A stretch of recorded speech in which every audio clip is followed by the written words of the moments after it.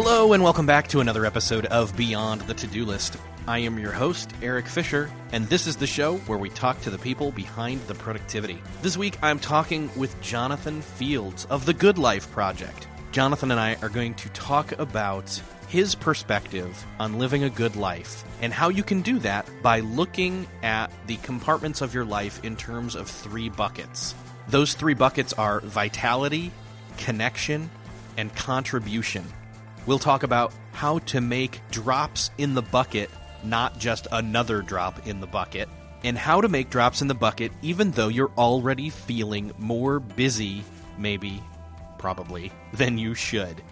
This is a great conversation with Jonathan. I know you're going to really enjoy it. Before we get into that conversation, I want to say thank you to Aweber for supporting this episode of Beyond the To-Do List. Aweber is a leading email marketing platform for growing businesses and entrepreneurs. And Aweber has an awesome landing page for you to go to for anyone who wants to be better at digital marketing. On that landing page, you're going to find free videos, downloadable checklists that are going to quickly launch you into some of the basic marketing tactics that you should know about if you're going to have an online presence and try to get found, get your work found, and build an audience. Things like creating that first YouTube video or Facebook ad, recording your first podcast episode, creating that first course, creating that first online course. All of those are covered in this free resource. Move past getting stuck at these initial stages. And again, you may be a seasoned marketer, but you may not have done some of these things ever. And so you're a beginner there. This is going to get you past that beginner stage. To get to those free resources, all you got to do is go to aweber.com/to-do. That's aweber.com/TODO.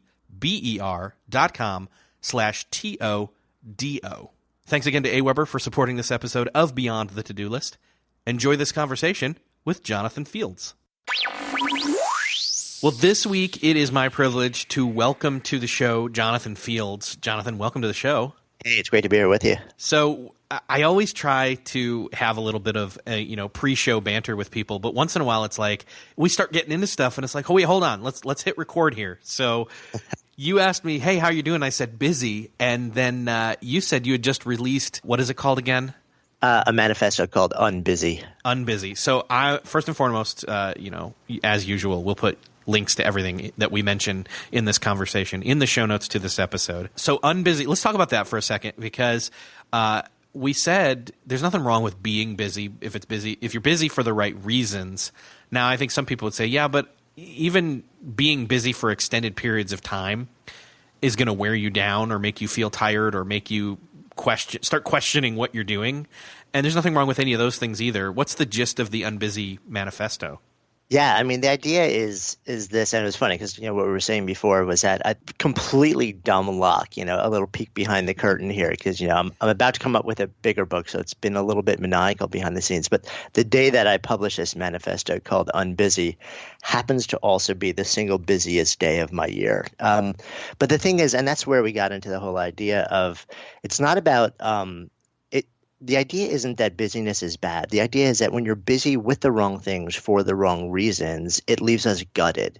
We move through each day as a general rule, having surrendered agency, having surrendered a sense of intention and mindfulness.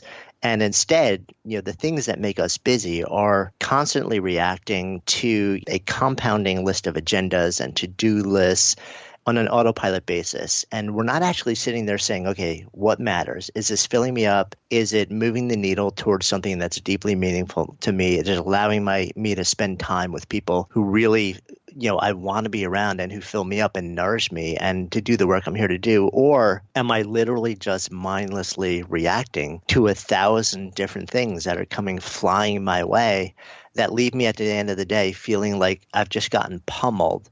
I'm actually more behind than I was when I started the day, and I've done fewer of the things that actually mattered to me than I wanted to do, and life feels like it's kind of getting away from me. So I think we've kind of labeled generic busyness as the devil, when in fact, if I wake up in the morning at 5 a.m. and I'm busy with things like meditation, moving my body, deep conversations with people I can't get enough of, building a community and a venture that really matter to me and make a difference in the world. And my day is filled with that. And built into that busyness is intention and mindfulness and awareness and profound meaning and deepening into connection. I'm good with that, and also space. You can actually be, in my mind, you can be busy with space at the same time. It just means that you're actually literally building it into the way that you create your days. So that was my little mini rant. Nice. I don't know that I've ever had somebody kick off the show with a mini rant before. So anybody who's familiar with your work, they would say Jonathan Fields, and then they'd say, "Oh, good life." That those two words come out of you, or living a good life, or plotting the course of your life, maybe to live intentionally a good life. That for some people can seem, the Good Life Project. It can seem touchy-feely. And it can seem ambiguous, and I want to make it very practical in this conversation, which you do, by the way, in the book. And so explain to me what the Good Life Project is and why it's not just some touchy-feely, ambiguous thing. Yeah, no, and I love that you sort of invited this conversation early on, because I am, on a personal level, I'm a pretty open person. I'm a New Yorker also, which doesn't necessarily go along with being pretty open, actually, but we're sort of genetically skeptical. I'm a native New Yorker too, by the way, not New York City, but New York State. So I look at the world, and I'm also at a point in my life where I'm kind of science driven. I always want to know, is there a system? Is there science? Is there a way to validate anything? And if there is, I'll always default to that. And I'm looking for practical ideas and strategies and tools. And at the same time, I think I've lived enough of life now where I've seen certain outcomes repeated across different people enough times where there isn't a really clear explanation, that I'm also increasingly open to the fact that some things just are and some things just happen, even though we may not be able to point to say, okay, this is the tool, this is the system, this is a strategy, this is the scientific validation. Still, my mind does go to practical things, because my whole philosophy is really, how can we get people out of their heads and just doing simple things that allow them to live better in the world? It's the idea behind writing a book wasn't to add to the, let's say, overly vast body of literature about living a good life. Yes. There's been so much written about this over thousands of years. The idea was basically to say, well, if there's been so much written about it and we're still suffering so much, the average person still is moving through their day feeling disconnected, not filled with a sense of vitality and devoid of meaning, or at least not really having a whole big sense of meaning and purpose. What's going on? Where's the disconnect? And so my quest became, how do I bridge that gap? And I realized pretty quickly it wasn't about information, that it was really largely about the way that really good wisdom information was being shared. So the idea with writing a book was saying, hey, listen, can I figure out a model that seems almost so deceptively simple that people would hear it once, remember it for life, and then it would actually guide your behavior on a daily basis, so that people would for the first time actually do the work, rather than just reading something and say, well, that was interesting. Let me go buy something else that might be interesting too, and never actually do it. So when you ask me what Good Life Project is, zoom the lens out. What we are is an intentional community built around a venture where the bigger quest is to bring people together and really explore, okay, what are the nuggets, the substantial elements of living a good life, and then beyond that, we've built an actual business where we produce media, we produce courses and trainings and events. We run an annual summer camp for adults where about 400 or so people get on planes, trains, and automobiles from around the world to essentially frolic and learn in the woods for 4 days. And I've spent years now just traveling around the world, sitting down with some of the most extraordinary teachers and literally just asking them the questions that I want to know, about what they figured out, and allowed that to distill into a set of data points where now for the first time, I felt like I had enough to really create that simple model and share it, and then invite people to come participate in it. So that's really what the bigger venture, the bigger sort of exploration is about, and that's how the book kind of emerged from it. If you're anything like me, podcasters don't consume podcasts as often or as frequently as our podcast listeners do. Because we're so busy doing our own stuff, we have our go-tos, and we listen to most or if not all of those episodes of those shows. But it's probably no more than 5 to 10 to 20 at most. But there's a lot of people out there who are consuming books and podcasts and webinars and seminars and conferences, and they are consuming all this content and absorbing all this knowledge. But like you said, it hits them, and instead of absorbing it or consuming it or internalizing it or walking away with something practical that they apply, it kind of bounces off them, Like it goes, well, the whole phrase, in one ear and out the other. It's not that it goes in one ear and out the other and is useless. It does leave a residue in their brain, but I like that you went ahead and tried to apply this new vision or perspective, or however you want to call it, that, hey, here's a practical application and let's apply that. So I would be remiss if I were to say that, hey, here's another podcast episode, listen to it, and then move on to the next one. I want somebody to walk away with an actual lesson from this show. Yeah. What do you say we try and set that up for people to have homework from this podcast episode? Let's do that. I mean, why don't we, if it makes sense to you, why don't I just, you don't have to read the book. I'll share this simple model, and then we can talk about a couple ways to interact with it and maybe some things to do around it. Yeah, I think that would be perfect. So let's talk about basically, essentially, I believe you're saying let's envision these buckets. Yeah. So think about your life as 3 buckets, right? Literally, you can just picture them in front of you. You can write them out on a page if you want. One bucket is called vitality. One bucket is called connection, and one bucket is called contribution. And it's really pretty straightforward. A good life is doing what you can to fill and keep those 3 buckets as full as possible. So let's just take an extra moment to talk about what might go into each of these buckets. Your vitality bucket is really about optimizing your state of mind, your mindset, and your physical body. So those are a series of practices that you might do every day that would make those things feel like they're really humming on all cylinders. Your connection bucket is about cultivating deep and meaningful relationships. And that happens on a variety of levels. If you think about sort of, an expanding ripple of these relationships in your life, or what the potential relationships could be, think about an intimate partner, think about close friends, think about family, think about like-minded community, where they're just your people. And then for those who feel a sense also, think about a relationship with something bigger than you, whether it's source or God or nature or whatever, however you might define that in the way that's meaningful.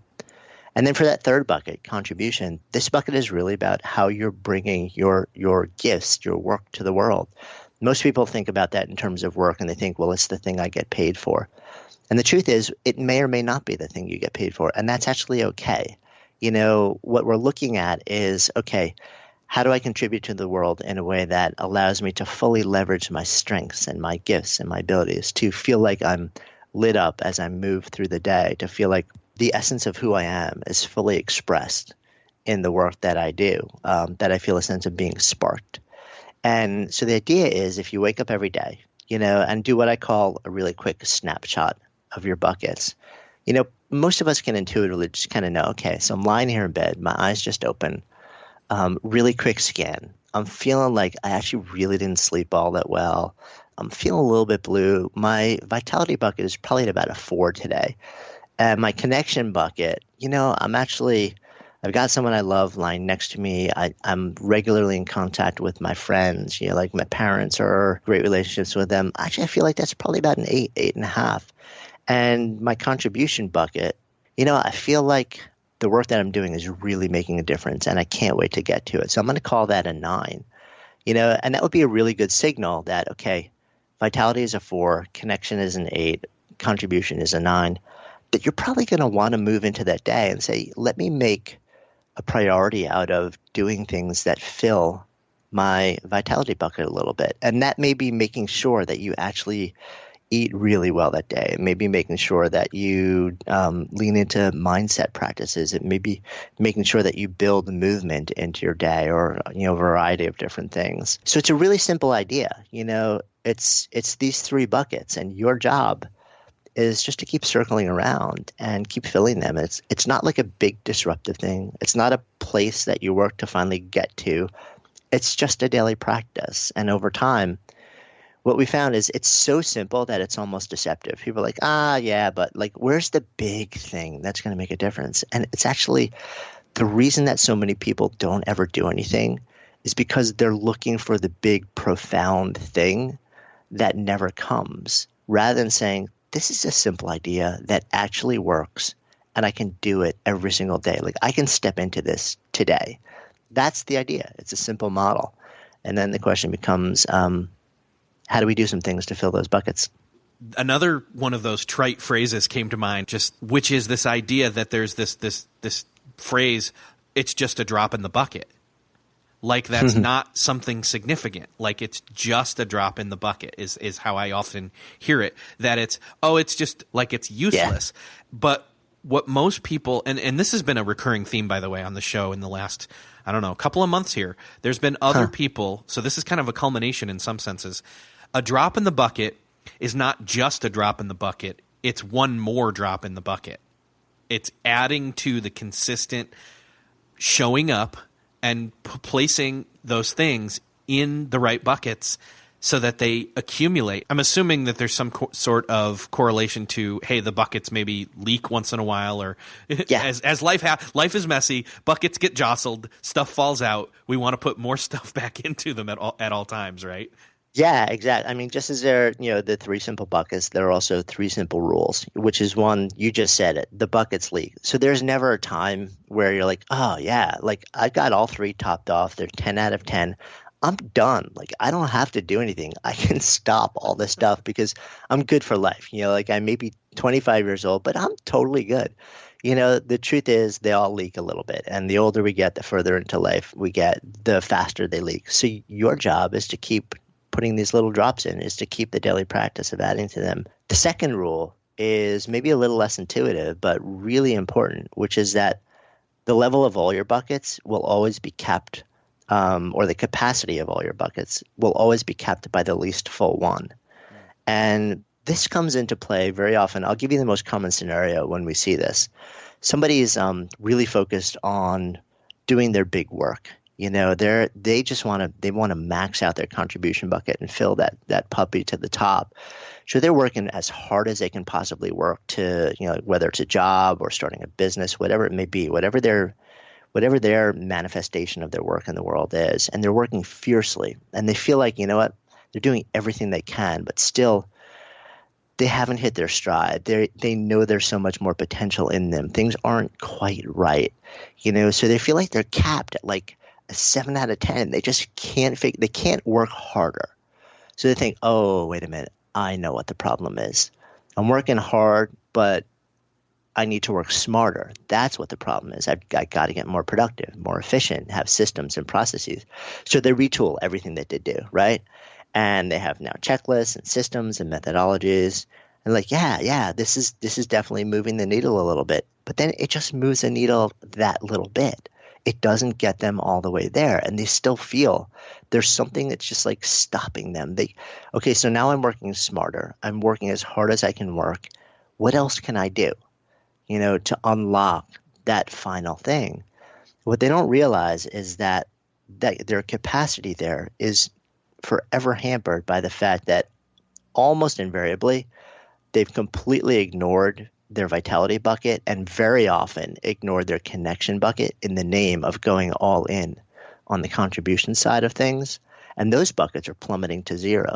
And until you actually pull back a little bit on the work side of things, the contribution side of things, and actually recommit to filling your vitality bucket, to nourishing your mindset and your physical body, to reconnecting with those who really matter and fill you up, you will never be able to actually contribute to the world, to do your great work on the level that you know you're capable of, because the problem isn't in that bucket. The problem is that you've let the others run dry, and they will forever stunt the capacity of your ability to do your great work. So what people find is if they actually go back and say, you know what, let me recommit, let me actually work less hard, maybe even less smart, and recommit to actually really taking care of myself and to rekindling those relationships that make a huge difference to me, that contribution bucket, the capacity unlocks itself. And they find that very often, without even having to work as hard or sometimes even as smart, that potential starts to reveal itself. So that's a little counterintuitive. And I'm as guilty as the next person, by the way, of banging my head against this wall and then realizing like, oh, wait, yeah, that's the problem here. So we all do it. So that's the second rule, which is so critically important. The third rule is really simple, which is that the buckets don't lie. We love to kind of delude ourselves that we're sort of doing better than we really are, that the buckets are fuller than they really are. But the buckets are the ultimate truth tellers. If you let your vitality bucket run dry, it is going to hammer you to a stop. Same thing with the other two. So you can tell yourself anything you want, but eventually the buckets always win. They always tell the truth. So you got to, at some point, it's going to force you to acknowledge the fact that you need to pay attention to all three in order for your life to go where it needs to go. Well, I know you gave that example of, hey, I woke up in the morning and I kind of did a quick check on my buckets. Let's walk through that, because if the buckets don't lie, then we need to kind of have a great, assessment feels kind of analytically driven. But how do we check our buckets at the right frequency and with the right, intention?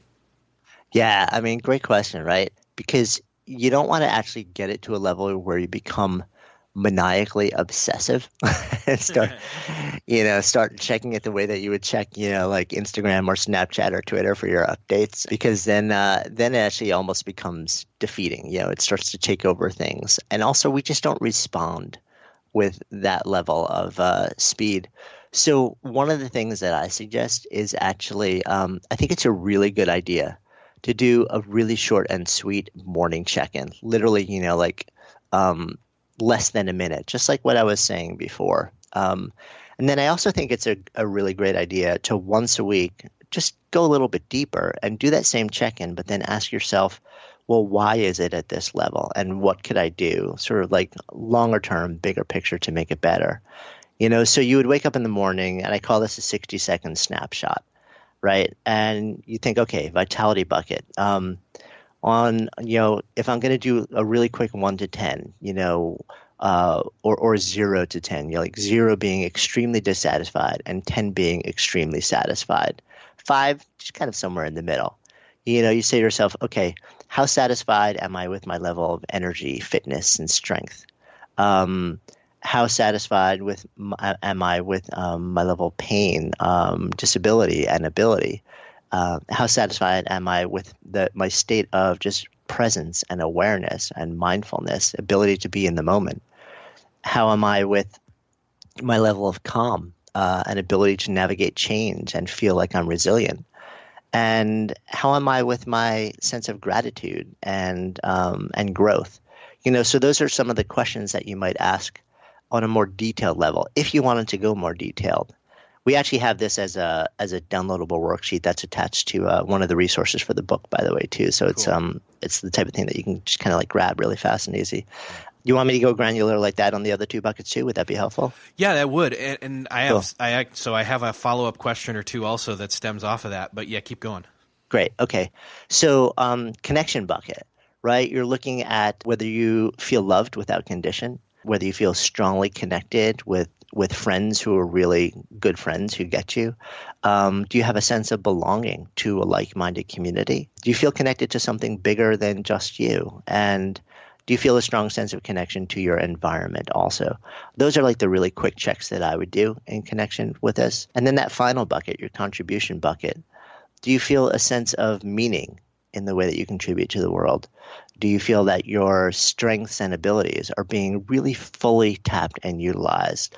Do you feel like your actions, the things that you're actually doing on a day-to-day basis, are aligned with your values and beliefs? Do you feel a sense of purpose and passion in the way that you contribute to the world? And do you feel lit up or sparked, absorbed in those activities? So these are some of the things that you can do if you want to get a bit more granular with each one of these buckets. And again, what I'll often do is just do more of a really fast 10-second intuitive thing on sort of like the general bucket. But then if I feel like I'm not getting a real clear answer, I'll drill down a little bit more, because that drill down helps, kind of guide my actions, the things that might best inform me about what to do to actually make a difference. So you had questions. Yeah. So if you're like me, and probably the listeners out there, you're thinking, well, if I do this and I do my 60-second snapshot on my buckets in the morning, ideally, when you start off doing this, you're going to, unideally, in a weird way, you're going to start to realize that there are places where you need to be dropping more into these buckets, and you're going to struggle thinking, wait, so how do I do that? I already feel, to go back to the beginning of this conversation, too busy. So how do I make time / wedge in, because that's what it's going to feel like at first, at least, dropping into each of these 3 buckets? Because I'm sure that it's not just one bucket, but maybe all 3 buckets that are lacking. Yeah, so I love that question. A couple of thoughts on that.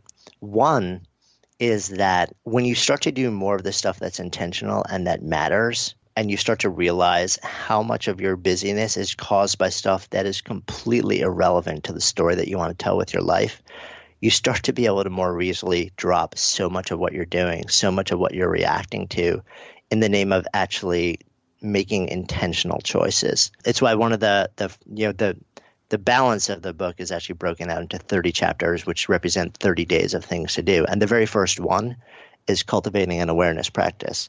That's why the first thing that you do is really say, okay, I need to be mindful here so that I can discern what's intentional and not what's just purely reactive. So that's step one. One of the other days that I have is basically learning how to say no. A huge part of the reason that we're unable to actually feel like we can fit anything else in is because we've said yes to so many things that don't matter. And we actually need to literally develop a practice of saying no so that we can make things happen on a different level. And then we can make the space for all these different things. A third thing here, which is, remember you said earlier, it's just a drop, and that's kind of a misnomer, and that it's another drop. I love that reframing from you. And the idea here is that sometimes we think we have to do these really big things. The truth is, very often, it's literally a matter of taking 10 to 20 seconds to do something that can really make a difference. I mean, if you feel like your connection buck is low, literally bring to mind 2 people who you feel like you really love, and they're good friends and you want to be with them, but you just haven't, the relationship is languished, not because you don't like them, just because you're all, sort of focused on other stuff. And take like 20 seconds and text each one of them, telling them, I was just thinking of you, would love to just set aside 2 minutes and just say hi, or literally just to do that. And literally the act of like that really simple sending a text is effectively one of the things that you can do to fill that connection bucket. I totally get the idea of, I don't want to add to my burden now because I'm already overly busy. When you really get into this and you start to cultivate awareness practices, you find that you're able to drop so many of the things that are keeping us busy, because they're really the things that aren't adding meaningfully to our lives. And that so many of the things that actually would make a difference are really tiny things that don't take a lot of time and don't take a lot of energy to actually execute. One of the other things that I would say that I've, because I've been approaching my life through this lens of how do I course correct, or how do I fill the buckets, in other words, with things that are going to be, life-giving? How do I fill my vitality? Vitality for me is probably the key one that is missing, because I personally feel like my vitality bucket is the one that when I make sure that I'm making consistent drops in that bucket, I then have energy. I have physical energy, I have clarity of mind, I am feeling good about myself, and then can put more effort into making sure there are drops in the other 2 buckets. And the way that I've approached that has been, how can I so for example, I can't say no to like doing work email or something, but I can go to a place where I don't have to necessarily look at my feet to take a walk, but I can take a walk and like have my phone and like tap something, tap the voice command, respond to emails. And I know I'm advocating multitasking here, but I am saying that like getting up and getting that extra standing or walking time as part of a paradigm shift in approaching a certain task that I normally have to do, suddenly I'm making a drop in my vitality bucket as I'm actually just doing something that's sort of mindless, like email. Yeah, and no, I love that example, and also because it illustrates another point, which is that you can actually do things that fill multiple buckets simultaneously. So the idea of actually moving while you're working. So it doesn't take a whole bunch of cognitive bandwidth for your brain to process walking, Right. or standing. So the idea of that being, like bad because it's multitasking isn't really a reality, because when we talk about multitasking, what we're talking about is really, or like the downside of multitasking or switch tasking, Yes. is that we're talking about things where they're competing for cognitive bandwidth.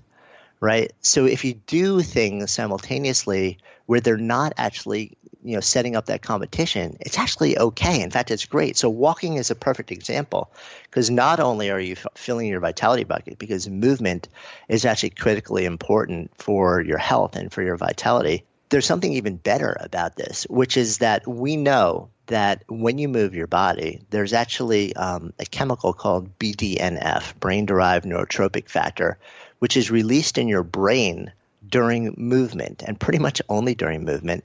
And it's been called by some popular researchers effectively, miracle grow for your brain. It's one of the things that actually grows new brain cells, and it helps you with cognitive processing. It helps make you better and smarter and more creative and innovative. So you're actually being of service. So it's funny, when I work at an adjustable desk where I can hit a button and it goes up so I can stand, and it goes down so I can sit, so I can change position. I also have a little tiny mini foot elliptical thing that sometimes I'll put the standing desk up and I'll slide that under my feet. And when I'm on a call or when I'm doing something, if I've done stuff where I'm on Skype video and people will see me just kind of like almost like bouncing in the frame. They're like, dude, what are you doing? And I'm like, look, you want the best out of me right now, and the best you're going to get is if I'm up and moving while we're talking. And they're like, oh, that's actually pretty cool. So that idea of integrating different modalities where they're not competing for cognitive bandwidth, but one is actually enhancing your cognitive bandwidth and creativity, I think is a great thing while actually filling your vitality bucket. Well, and here's another one to throw out there. So if we want to go for a connection bucket and a vitality bucket, you can go sit down and have a nice meal with somebody and you're eating something healthy. So there's that. Or you go for a walk with a friend or your spouse or whatever. And again, you're up and you're doing movement, and you're in other words, you're feeding your body and you're feeding the relationship. Yeah, exactly. And I also do that, by the way, with my face-to-face meetings. If somebody, I'm in New York City and I work at a home office, and barring the really cold winter day, if somebody actually is coming to New York and they want to meet with me, I'll almost always say, well, let's make it a walk and talk. And we'll actually go out and we'll walk around. Where I live, 2 blocks to one side is the Hudson River, and 3 blocks in the other direction is Central Park. So, what I do is we'll very often just walk around Central Park. And it's amazing because Central Park is one of my favorites because it does a couple of things. One is it fills my vitality bucket because I'm walking around. It fills my connection bucket because I'm with somebody I find genuinely interesting, and fills my contribution bucket because I'm trying to be of service to them. I'm trying to do my best possible work. The movement allows my brain to function better. And when we're in Central Park, we're surrounded by nature and trees. And I've done all this research. There's a whole chapter devoted to how actually being in nature and being in trees really changes your mindset and your physiology. So it's sort of like you can actually integrate all these things, which kind of brings us full circle to your earlier question about I don't want to have to add all this stuff. The truth is, very often you actually don't have to add all these things. If you just kind of rethink about the way that you're doing them, you may find that you can redo them in a way where you can do them together in a way where they're actually all happening with less time and energy, and the total outcome, the net outcome for all of them is filling all the buckets. So we can find complementary tasks that fill all three buckets. Then on the flip side of that, we don't necessarily have to, like you said, add things in. Sometimes we could actually take the exact same activities that we are already doing, and without adding anything else into our already busy life, we can just change the approach to how we're doing the thing and either look at it differently or, again, do something in conjunction with that that's complementary and still get the same amount of work done, and in fact get more done in a sense because we are filling a bucket. Whereas we used to do that same task, but as we did it, we weren't filling a bucket. Yeah. In fact, very often we're emptying one. We were detracting from one. No, that's exactly the point. And kind of coming full circle a bit also, we talked about this idea if two of the things that you do, in the beginning are beginning to develop a daily mindfulness practice, which, it takes a little bit of time to develop, and also start practicing saying no, like literally anytime anybody asks you to do anything, whether it's what seems to be a minor checklist on a to-do list or an agenda or an email, get into the habit of being intentional and saying and asking yourself first, does this matter? Is this meaningful to me? And in my priorities, of what actually matters today and what will make a difference in my life and what matters to me, does this matter? And then literally practice saying what I call the loving no, which is not like, no, you suck, I'm not going to do it, leave me alone. That's not okay. We want to be compassionate and kind and understanding, but also we really need to honor the stuff that matters to us and the work that we're here to do in the world. So take a little bit of time actually and put together 2 or 3 sentences for an email that you can very quickly customize that just says, hey, thanks so much for your kind invitation or your kind inquiry. I'm grateful to even be considered. As much as I would love to be able to say yes to X, whatever it is, right now my time is really fully allocated to a number of projects that won't allow me to do it.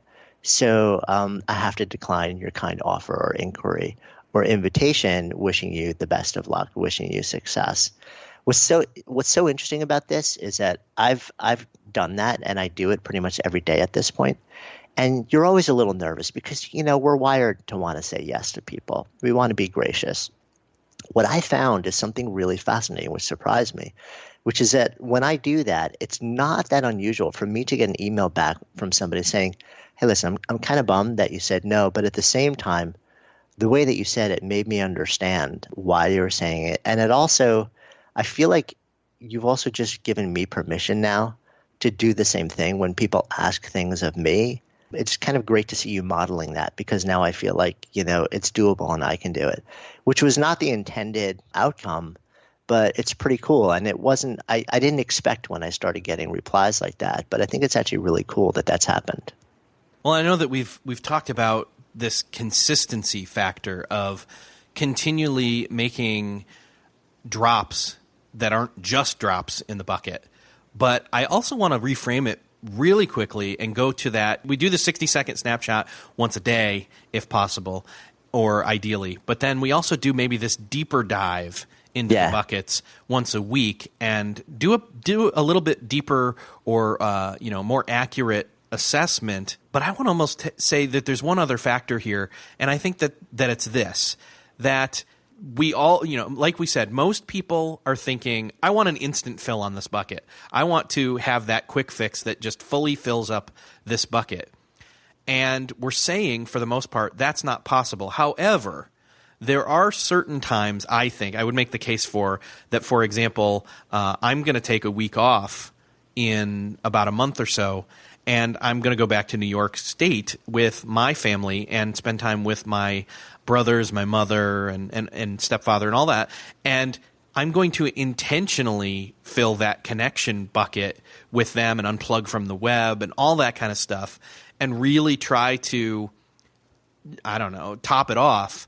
But then from that point forward, as I'm going through that process of quote unquote topping it off, figure out ways that from that point forward, I can make drops in the bucket in with those people there and with my people here moving forward. What do you have to say about that?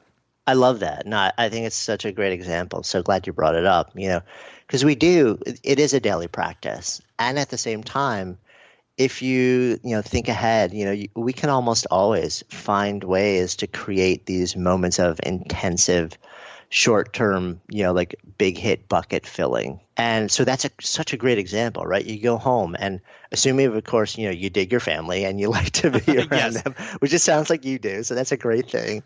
That can be hugely nourishing and hugely bucket filling on that connection bucket. And then the idea is, that you're not kind of like, okay, well, I'm done for the year. I'll be back here in November next year. It's like, how can I you leave there and it's a 9 out of 10, and that's awesome.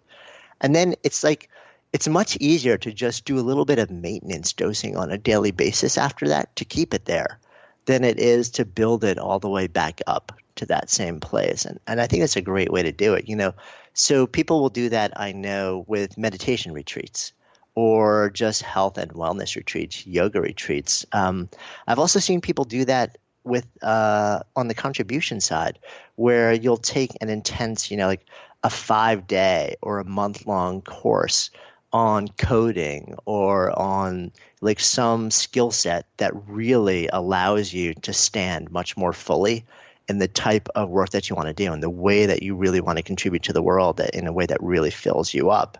So you can sort of set aside this burst to just really go deep into that.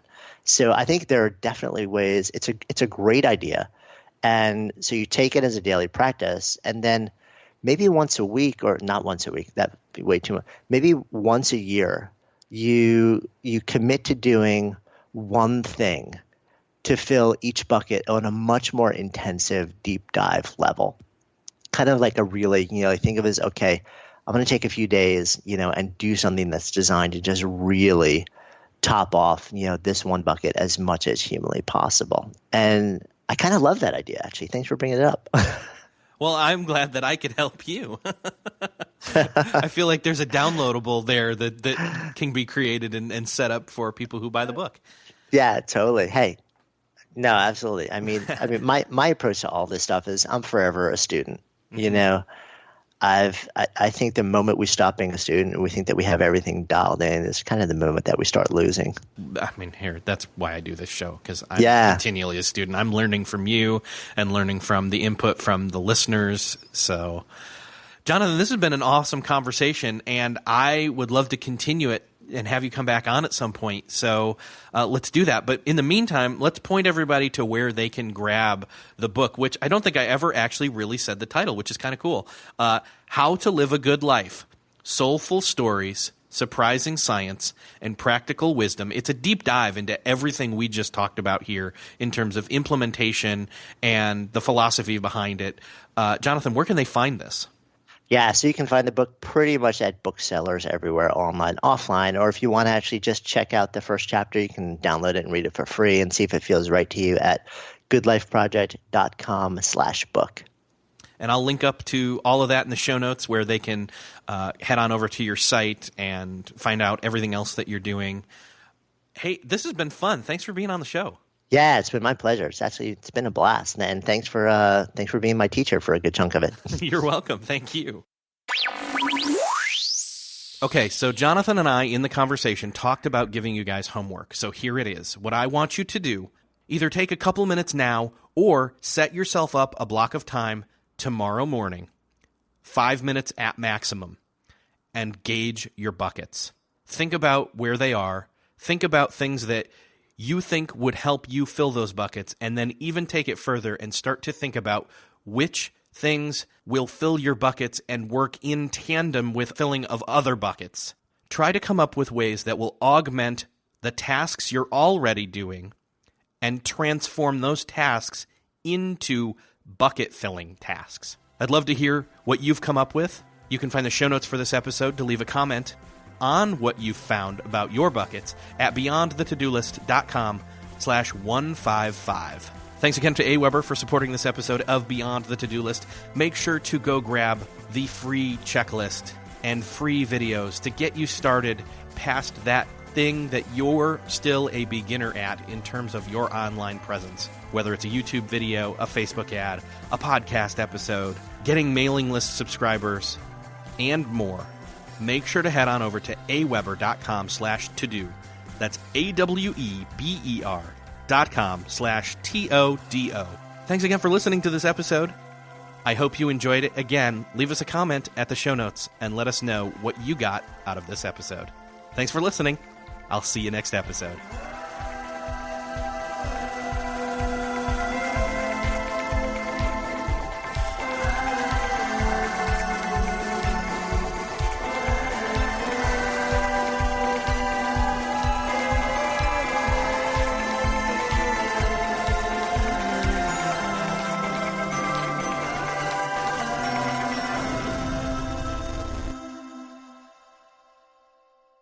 Beyond the To-Do List is a proud member of the Noodle Mix Network. Find more of our award-winning and award-nominated podcasts to make you think, laugh, and succeed at noodle.mx.